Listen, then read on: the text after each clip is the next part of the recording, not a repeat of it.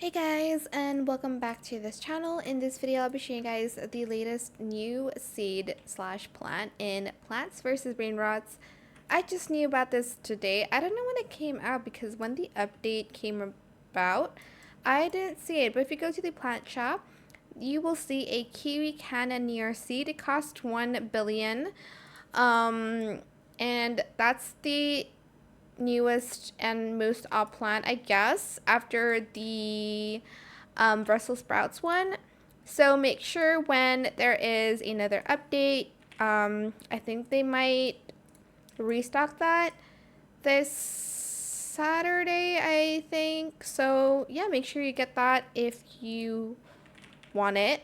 Hopefully they do stock it in the new update. Sorry, in the admin abuse event.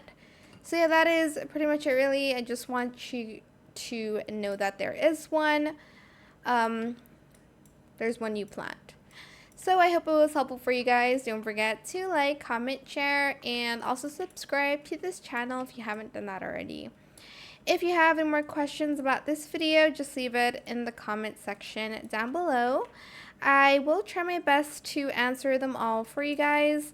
And if you found this video helpful, please click the thanks button as well.